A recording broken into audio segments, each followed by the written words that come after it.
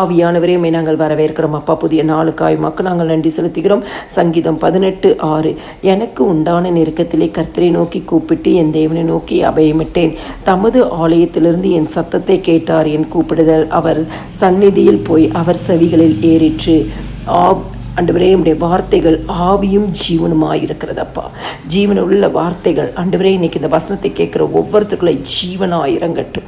கிறிஸ்துக்குள் பிரியமானவர்களே, ஆண்டவருடைய சமூகத்தில் நெருக்கத்தில் நீங்கள் போய் கூப்பிடும் பொழுது, கர்த்தராகிய இயேசு கிறிஸ்துவின் நாமத்தை நீங்கள் கூப்பிடும் பொழுது, ஆண்டவராகிய இயேசு கிறிஸ்துவை நோக்கி அபயம் இடும்பொழுது நீங்கள் புரிந்து கொள்ள வேண்டிய ஒரே ஒரு விஷயம், உங்களுடைய ஜெபங்கள், உங்களுடைய விண்ணப்பங்கள், உங்களுடைய வேண்டுதல்கள், உங்களுடைய ஏக்கங்கள், உங்களுடைய எல்லாவற்றையும் ஆண்டவராகிய இயேசு கிறிஸ்து தமது ஆலயத்திலிருந்து, பரிசுத்த பர்வதத்திலிருந்து, ஒத்தாசையை அனுப்புகிற பரிசுத்த பர்வதத்தில் இருந்து அவர் உங்கள் சத்தத்தை கேட்டார்.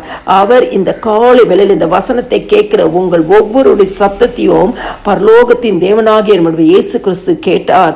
உங்கள் கூப்பிடுதல் அவருடைய சந்நிதியில் போய் அவர் செவிகளில் ஏறிற்று என்று சொல்கிறது போல, ஆண்டவருடைய செவிகளில் உங்களுடைய கூப்பிடுதல், உங்களுடைய நெருக்கத்தின் உபத்திரத்தின் கூப்பிடுதல், உங்களுடைய அபயமிடுகிற காரியங்கள் எல்லாம் தேவ சமூகத்தில் காணப்பட்டு, தேவ சமூகத்தில் ஏறெடுக்கப்பட்டு, தேவ சமூகத்தில் ஆண்டவராகிய இயேசு கிறிஸ்துவின் செவிகளில் ஏறிற்று என்று சொன்னது போல, இன்னைக்கு ஆண்டவர் அதெல்லாம் கேட்டுவிட்டார்.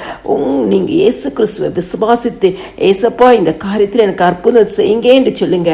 இந்த வசனத்தின்படியே கர்த்தர் இன்னைக்கு உங்களுக்கு அற்புதங்களை செய்வார்.